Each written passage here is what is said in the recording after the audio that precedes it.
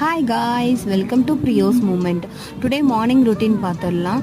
கிச்சனுக்கு சமைக்கலான்னு வந்தப்போ கிச்சன் ஃபுல்லாக க்ளீனாக தான் இருந்தது. சிங்கில் மட்டும் தான் கொஞ்சம் பாத்திரம் இருந்தது. ஓகே, எல்லாத்தையும் கழுவி எடுத்து வச்சுட்டு நம்ம மார்னிங்கை பிரிஸ்காக ஆரம்பிக்கிறதுக்கு மெயின் பார்ட்னர் நம்மளுக்கு என்னென்னு பார்த்தோம்னா காஃபி ஆர் டீ. ஓகே, நம்ம காஃபி போடலான்னு சொல்லிட்டு அடுப்பை பற்ற வச்சு பாலை காய்ச்சலான்னு ஸ்டார்ட் பண்ணிவிட்டு நாங்கள் வந்து பாக்கெட் பால் தான் வாங்குவோம். ஓகே, அதை ஊற்றி ஒரு டம்ளர் தண்ணியை ஊற்றி நல்லா காய வச்சாச்சு. அது நல்லா காஞ்சிட்டு இருக்கோம். நான் பக்கத்துலேயே இருக்கனால அந்த பால் மெதுவாக பொங்குச்சு. இதுவே நம்ம தூரமாக இருந்தோம்னா வேகமாக பொங்கி இந்த அடுப்பை ஃபுல்லாக அழுக்காக்கியிருக்கோம்.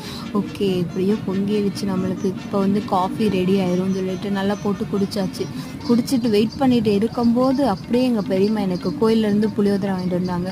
ஆஹா அப்படின்னு சொல்லிட்டு அப்போ எனக்கு வேலை மிச்சம்னு சொல்லிட்டு இருந்த தோசை மாவில் தோசையும் தக்காளி சட்னி வச்சு சாப்பிட்டாச்சு.